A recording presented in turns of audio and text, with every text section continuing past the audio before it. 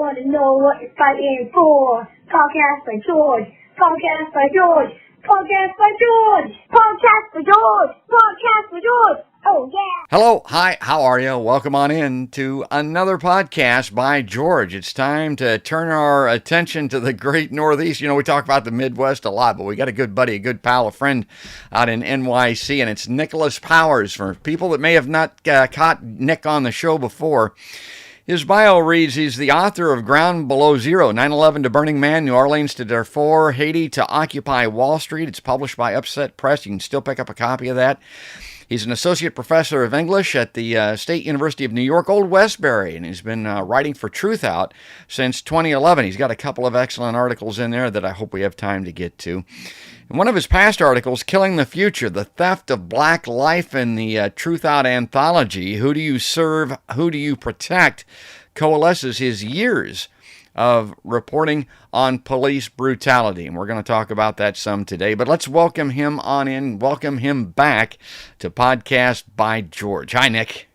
Good morning, and thank you. I hope you're feeling a bit cooler than we are in New York City. It's like an open oven here. Yeah, and in the great Northwest, and I just did a podcast with climate scientist Jerry Schnur talking about that leaked UN report on the climate emergency, and thank God that it is leaked, and thank God for real reporters out there. Agency France leaked that report. It is dire indeed. Changes are coming, folks, and we need to not only be aware, but I think we need to prepare. Let's start there, because I mentioned on that podcast that situation down in Miami with that structure may have some tie to climate emergency, that rising sea levels may be affecting the substructure, the subsoil of Florida, and may have had something to do with that building collapse down there. And I got to tell you, Nick, that was particularly horrifying to me because here in the heartland, I mean, your home is your castle. If there's one place that you can feel safe, it's inside your home. And these people in the middle of the night in their beds, my God, the horror of that circumstance down in Miami. And you can comment on this from a personal standpoint because you live in that high-rise world. I tell people jokingly, here in Iowa, the tallest building that a lot of residents ever see is their local grain elevator. The state basketball tournaments are held. Kids come from around the state and just walk around downtown looking at the high-rises. They've never seen tall buildings before. And back in the day, they were just offices and department stores and stuff like that. Nobody lived in them. So, I mean, if you could, just open with that a little bit. Talk about that situation down in Florida. Yeah. Architecture is the kind of invisible force of our lives. And in New York, we're used to living in the clouds. And it's a little bit like those Roadrunner Wile E. Coyote cartoons, where if you ever see like the coyote, he would run off of a cliff and he would keep running. And as long as he didn't look down, he could keep running. Yeah. But the minute he looked down, he'd realize he was running on air and he'd plummet, to the bottom and fall. And, luckily, you'd see him again chasing the Roadrunner in the next cartoon. And for us, we're like, New York is 8 million people. So we're like 8 million Wile E. Coyotes, running over on top of the air. And because, we all live in these 4-story buildings, 5-story buildings, and those are just most of the brownstones here in New York. I'll let my truck pass for a second. That's New York. That's New York noise, people. You should bottle it. You can sell it. So, but then when you get closer to the downtown, the buildings obviously get taller, and they get like 10 stories, 12 stories. And then you get to the downtown Manhattan, Midtown, and then you're talking about the giant skyscrapers. And then, of course, the classic Empire State Building, the Freedom Tower, and the skyscrapers in Long Island City. And so, we're used to kind of living high up in the clouds. And we don't really think about it because it's just our everyday normal life, to look out of a window and see that we're 4 or 5 stories tall. And I remember, it must have been like 7 or 6 years ago, that I was at my desk, it was in this apartment, and the walls began to sway back and forth, and the floor began to buckle. And it was just an animal instinct adrenaline flash in my body. You know, it's just like white flashes in my eyes, and I just immediately got up and jumped down the stairs. Didn't even just leapt down the stairs and dashed outside. And as soon as I opened up the door and ran out into the street, all of my neighbors were also in the street. And it turns out that there was a kind of a 4 or 5 point whatever magnitude earthquake that had actually started in the south, and somehow we were getting the shock waves. When the shock waves were enough to make our building sway. Wow. None of us had ever felt an earthquake like that before, because Brooklyn and Manhattan are built on really hard granite. Like underneath the city is a hard granite. And so, you know, we don't really get earthquakes. This is not the Bay Area. We don't get shock waves. And so we're so used to a stable rock that everything is based on, that when we felt the building shake, we were like, oh, and so we ran outside. And that was just a moment of popping the bubble that we lived in, you know, the sense of security that these big, tall buildings will always be safe and secure and anchored and bolted into the rock, and that we're fine. And it was a moment realizing like, oh, we're vulnerable too. And I think in some ways that's how the people in Miami must have felt, because, you know, their buildings they thought were up to code, and the concrete was mixed properly, and the bolts and nuts were put in properly, and, you know, the steel girders were erected properly. And then some contracting corruption, mistake, architectural mistake, and a whole building side just shears off and falls to the ground and carries possibly almost 200 people with it. And they're going to be digging bodies out of it for a long time. So I think the failure in Miami is a failure more of corruption than of climate change. But this is the things that the climate change issue for cities like Miami and New York, to be honest, are pretty dire, because obviously most cities in the world, I wouldn't say most cities, but a lot of the largest metropolis in the world are near rivers and oceans and seas. Right. They're the port cities.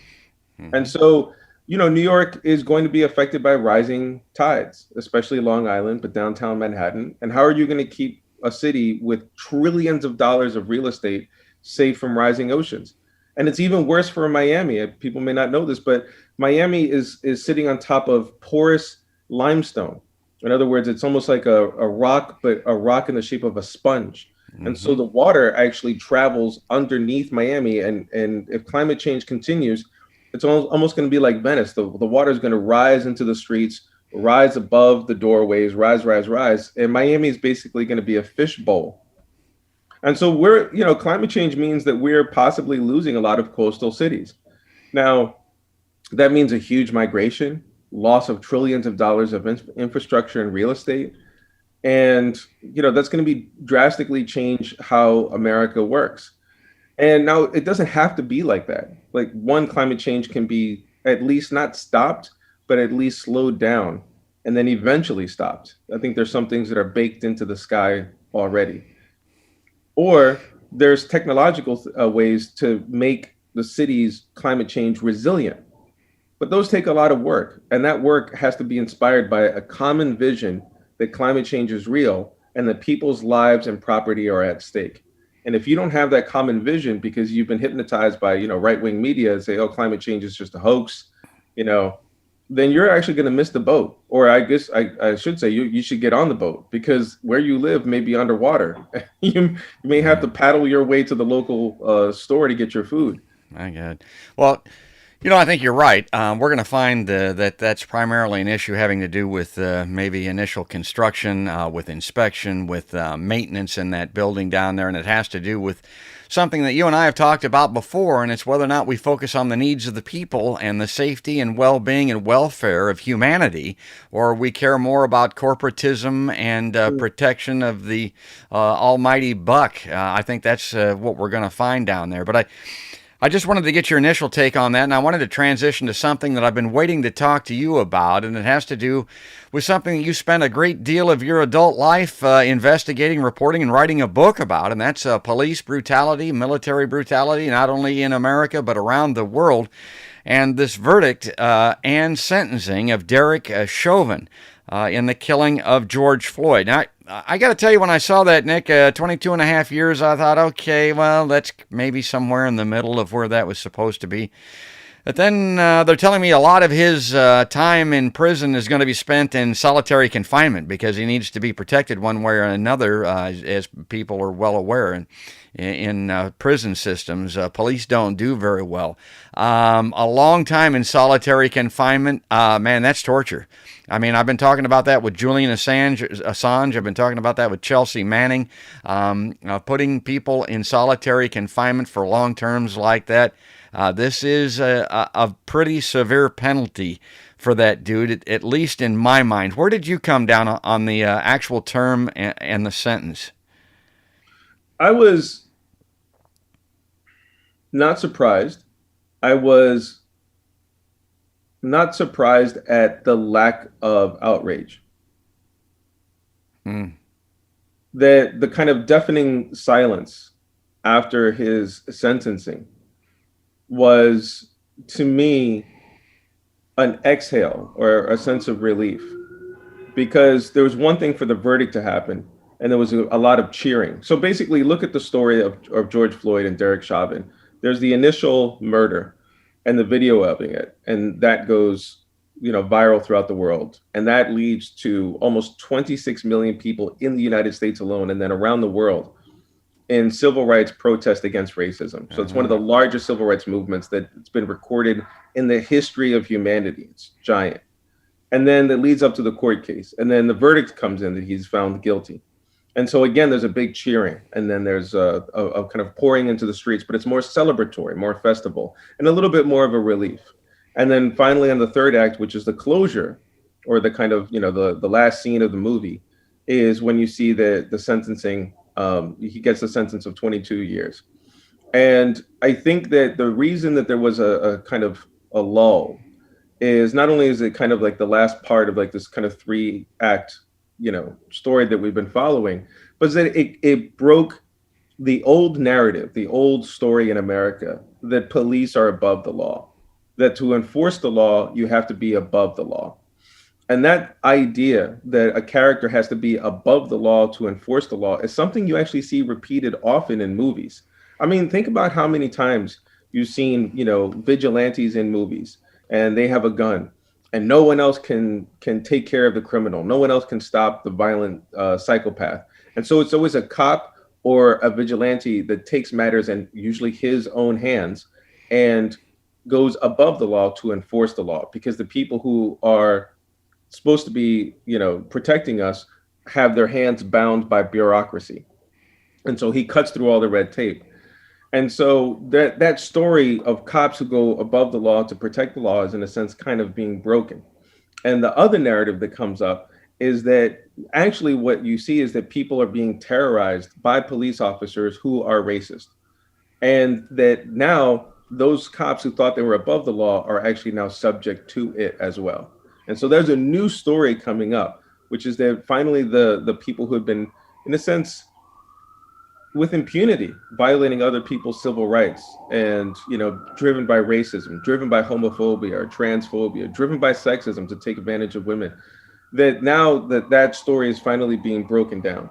And so for me, it's really the replacement of one story with another. And now they're both, in a sense, living side by side. And some in conservative America really want the old story to be reinvigorated. They want the person who's above the law, the vigilante, the hard-nosed cop, the one that they see in the movies all the time, who's doing bad for the sake of good. They want that because they feel constantly under threat. And for those of us who maybe live in a more diverse world or talk to lots of people like you do, you talk to lots of people for your podcast. That's what you do. That's your job. And so that the reality of the world is diverse. Lots of different political opinions, different ethnicities, religious ideas, temperaments, character types.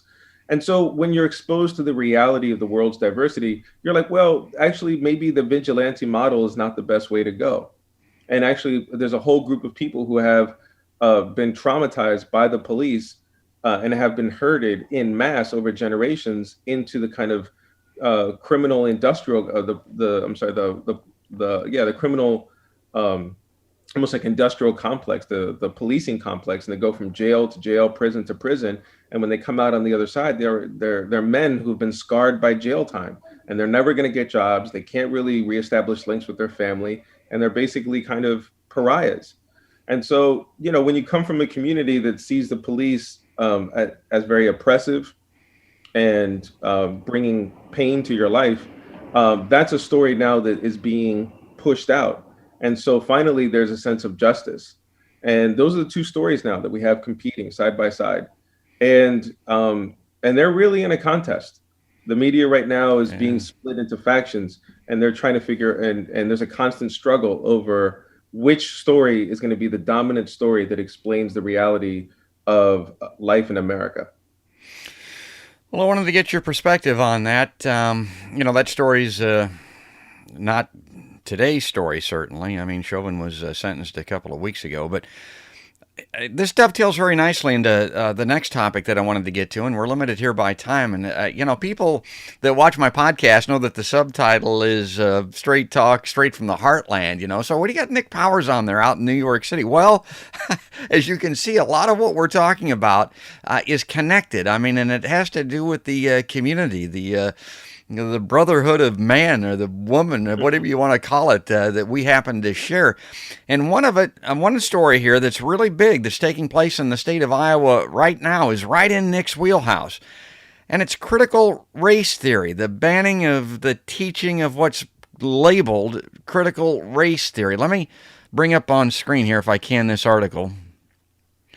All right, this is from the Des Moines Register, written by Ian Richardson. The headline, Iowa Governor Kim Reynolds signs law targeting critical race theory, saying she's against, this is what she calls it, discriminatory indoctrination. Iowa Governor Kim Reynolds signed a new law that she said will target the teaching of critical race theory and other concepts in government diversity trainings and classroom curriculum. Quote, critical race theory is about labels and stereotypes, not education. It teaches kids that we should judge others based on race, gender, or sexual identity rather than the content of someone's character. Reynolds said in a statement, I am proud to have worked with the legislature to promote learning, not discriminatory indoctrination. That's a Republican governor talking about a Republican legislature here in Iowa.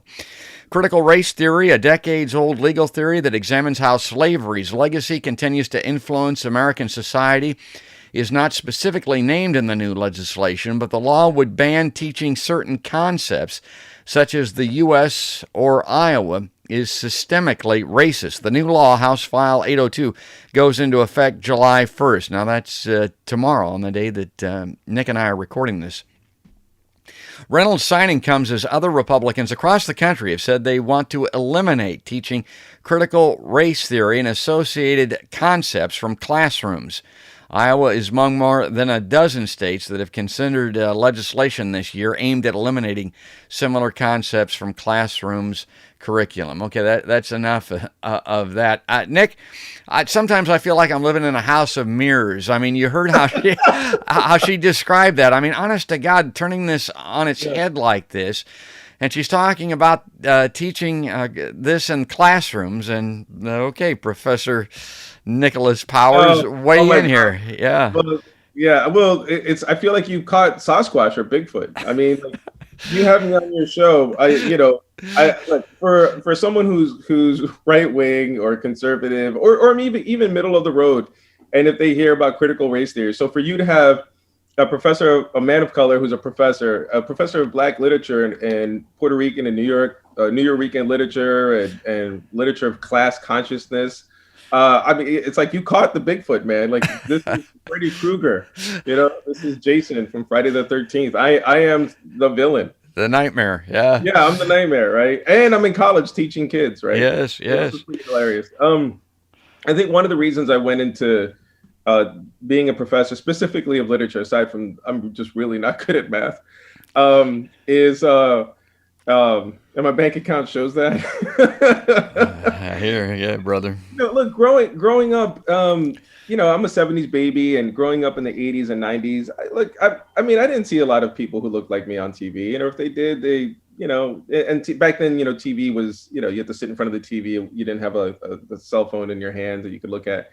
And I remember, I didn't see a lot of people who looked like me on TV. And when I was taught history by well-meaning teachers, mostly white, I mean, these were like, I never knew my dad. So a lot of these, male teachers, they were almost like father figures to me. And they were mentors to me. And I liked them. They were very loving and kind. But when they taught me history, or science or social studies, they didn't teach me. They didn't give me an image of my people's history. And so I grew up very hungry and thirsty to understand, well, where do I come from, or where is my people's journey? Now, luckily, my mom was an activist when she was young, and she was always filling me in with stories. Now, these were informal, kind of, oral tradition, storytelling, walking to the bus and her telling me stories of activism, and walking to the food market and, telling me stories of 70s and 60s activism. So I always had like this alternate story that was a helpful supplement to the official story that I was getting in the school. But as I got older, I began to realize that it wasn't mentally healthy to live in a world where you don't see a reflection of yourself, both in the media around you, or if you did, it was oftentimes a thug or a criminal. It was kind of a stereotype. And so, it made your real life feel phantasmic, as if you were a ghost or a hologram, like you had no substance to you, and you weren't quite real, because, as a human being, you need to see yourself reflected in the symbols around you. You need to see yourself reflected in the media around you. Mm-hmm. It's just how humans work. And so, when I became a literature professor, I was really lucky, because I then encountered a canon of great storytelling. Everything from Frederick Douglass to the Puerto Rican nationalist Albert Campos, to Asada Shakur, to the New Eurekan Cafe with lots of Latino poets. And they basically, building on that foundation and then going into history, W. Du Bois, et cetera, from Columbus to Castro, which is a great textbook about the Caribbean and Latin history. Then I began to fill in the gaps of my childhood and began to fill in the gaps of my education. And eventually not just fill in the gaps, but build a whole new foundation. And I could look backward across time and say, oh, this is where my family's coming from. This is why things happened in my family the way they did. This is why I see the patterns of segregation. This is why the neighborhoods are racially segregated.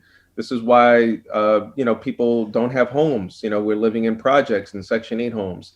And this is why, too many of us are going to jail. Like, all of a sudden things clicked and fell into place because I had the history. And the history allowed me to make sense of the world. It filled in the missing gaps. And so when people are saying like, oh, when I see Republicans attacking critical race theory, what they're trying to do is to prevent us from filling in the missing gaps. And when someone's saying we don't want you to fill the missing gaps, they're basically saying we're setting a trap for you, because you're going to walk and you're going to fall into a hole, and you got to dig yourself out. And then you dig yourself out. You read a couple of books, you see a couple of movies, you get a sense of what life is, and you start walking and you fall into another hole. And so it's just setting traps for you. And it's an old tactic. If anyone's ever gone hunting, setting traps for your prey is one of the things you do. And so, and I think, but, to be honest, what's I think unnecessarily cruel about that, I mean, politics are what they are, is that, you're setting traps for children. It's really cruel for adults to do that to kids whose brains are forming and who don't really know who they are yet, and they don't know what their history is. And you're doing that to kids. I mean, I think it's a very kind of form of odd child abuse to tell kids like, hey, you can't know your history, and you're going to fall into traps that adults are setting for you, because we don't want you to grow up and to challenge our power or to challenge the system that we put in place. Setting traps for children. I mean, that's why we have Nicholas Powers on the show, folks. I mean, honestly, now I know something about wordsmithing, and this guy has got it. He's articulate and brilliant. And I just wish we had more time, Nick. We're just out of time here. Give us a very quick closer. I don't want to cut you off, because you're really good at this. Wrap this one up. Yeah, I would say that for those of you who are against critical theory, I would say be careful. Because bigotry and hatred is more of a way of thinking than about who you're thinking about. So if you're thinking like, well, that's not about me, it's about those blacks, it's about those Latinos, or it's about those Asians, or those Muslims, or those gays, or those trans, you know, listen to what I just said. Hatred is not about the specific target, it's about a way of targeting. And eventually that's going to come back to you. No one is saying when hatred is let off the leash and out of control, it winds up biting the hand that feeds it. And so, be careful, because, when you're setting traps for children, and when you're unleashing hatred, you'll be next too, because hatred is about splitting people apart, and there's always some reason for people to divide. So I would say the last thing is just actually listen to the history, read some of that, watch some of the movies, and realize that, even if you're conservative, one of the best ways to keep a country together is to address the things that are pulling it apart. And if you allow for people to tell their stories, those stories will actually add up to a new idea of the country, and the country can actually be saved and put back together. But if you keep trying to prevent people from telling their story, then it's going to keep pulling the country apart, and the thing that you thought you were saving is going to be gone forever. That's great. I'm a big proponent of full and open disclosure when it comes to all things current and past. Obviously, with our own history, we've got to understand where we came from to know where we're going. Folks, that's Nicholas Powers on the Podcast by George Live Line. We'll have him back on again soon, but we got to run for this meeting anyway. Nick, thanks for coming on the PBG. It's good to see you, George. Thank you. Always great. Folks, I hope you enjoy Nicholas Powers. Check out his book, as I mentioned, The Ground Below Zero, 9/11 to Burning Man, New Orleans to Darfur, Haiti to Occupy Wall Street, and it's by Upset Press. I think I saw copies of it still on Amazon. You can pick it up there. And if you like Podcasts by George, you can get us just about every place that podcasts are seen or heard. A lot of people follow the audio versions on iTunes, but of course we're on Facebook in video and also on YouTube. And ring that notification bell, subscribe, and follow along as we move ahead. That's going to do it, though. That's going to wrap it up. That's all there is for this particular episode, and there ain't no more. That's another podcast by George.